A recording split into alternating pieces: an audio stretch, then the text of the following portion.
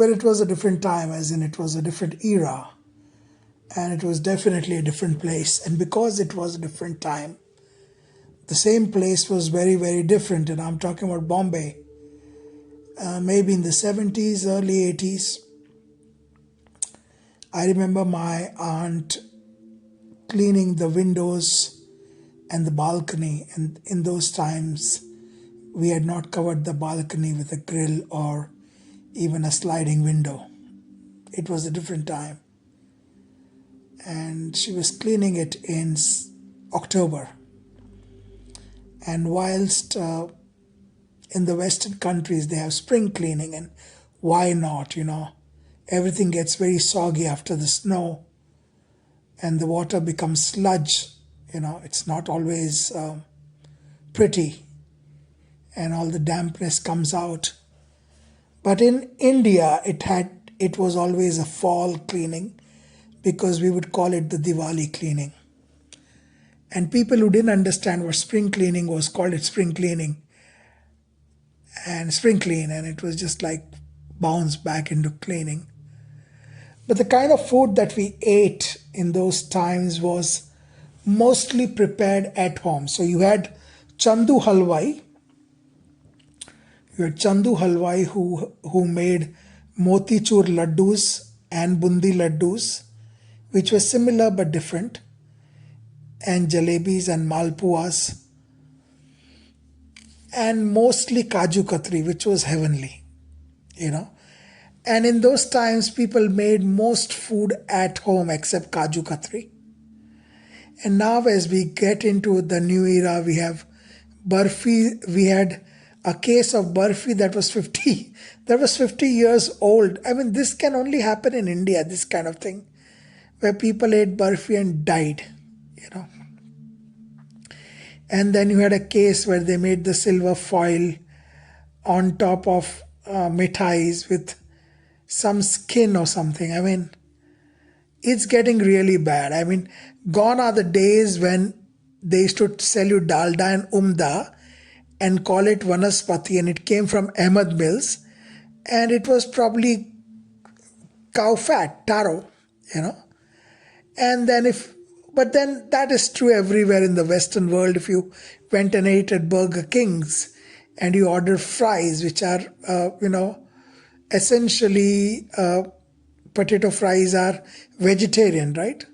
But they used to fry it in fat, and that's what gave it the crunch, And then suddenly when the Jains came to know about this in New York and Chicago and wherever the Jains are, Gujratis, Texas machine, New York machine, Chicago machine, Buffalo machine, what have you, Orlando machine, Washington DC machine, LA machine, San Francisco. And they came to know there was a big uproar. So it was a big thing. And thus, let me talk about my Gujarati side of the family. So the Punjabi side of the family were happy with pethas. Petha was made out of gourds and maybe dudi, or maybe the other thing, the turnipy stuff, what do you call it? Kodu. Maybe the Halloween thing, the Halloween fruit. But anyway, pumpkin. So we had petha, but Gujaratis had a tremendous amount of nasta. Okay, tremendous.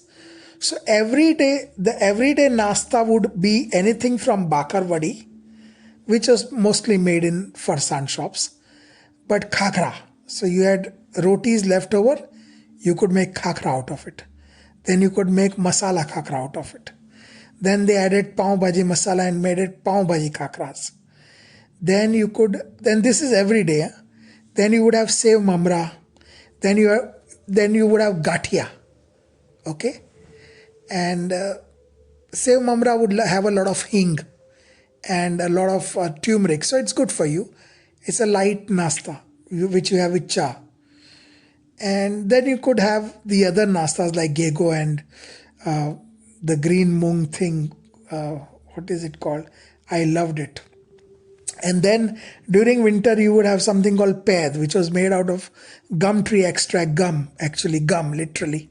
And a lot of soot and a lot of dry ginger and a lot of gourd and a lot of jaggery and a lot of coconut, dry coconut. It was really tasty. And then there was rabdi. And that also was amazing because, it had pure ghee and everything that you could mix in, which is not rab. Rab is something else. I think in Ooty you get a different rab kind of thing, not Ooty, Mount Abu. When you go to Nathdwara through Falna, you have to take a bus from Falna. Anyway, so then this is your normal nasta, khakra and sev mamra and gatia. I mean, you would find that on any day in a Gujarati house. Any day.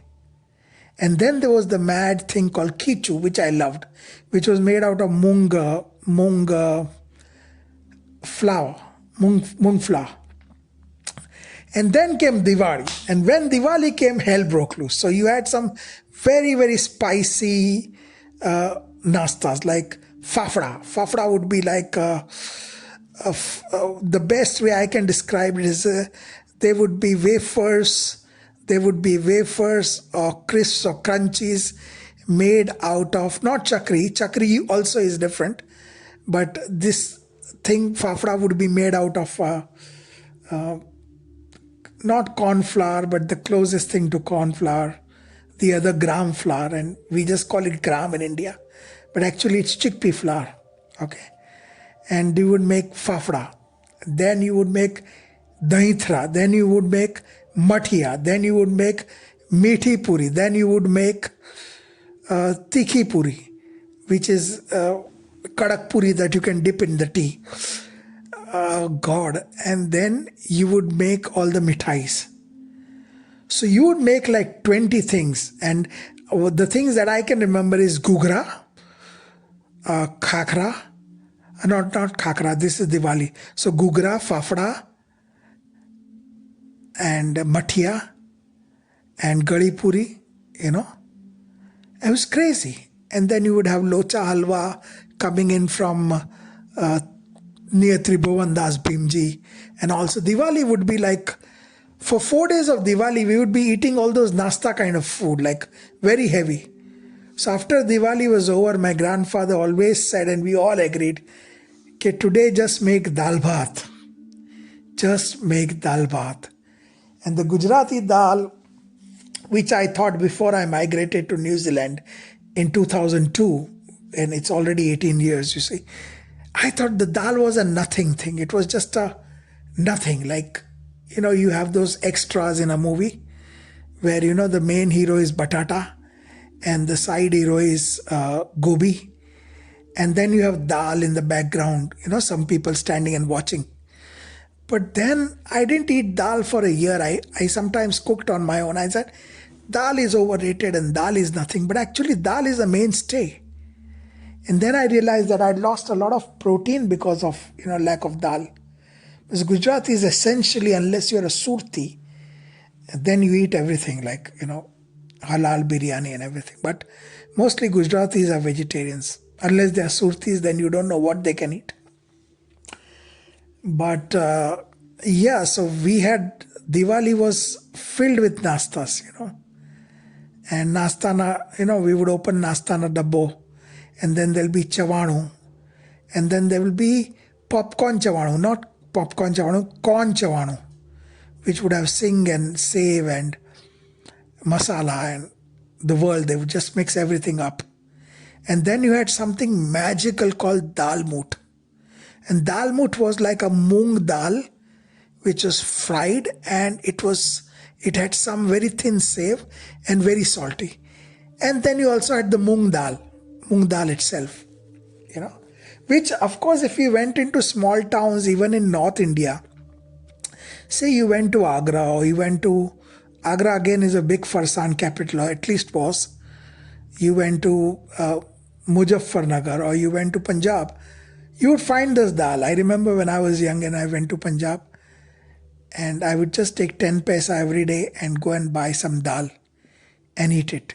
you know, and that was our life. So that was moong dal, but you could also buy chana, which is not chana chor garam, which is, of course, chana which is boiled and then smashed and then fried. That's chana chor garam. And then you would have dal that the Singh chana wala would be selling, which is a very masaledar fare. So you would have Singh, which is salty, chana, which is kind of not really salty, and dal, which is really spicy and salty. But anyway, so that's Diwali for us, and I hope this is not too long. And I hope that you get through this. Thank you for listening. Have a great day.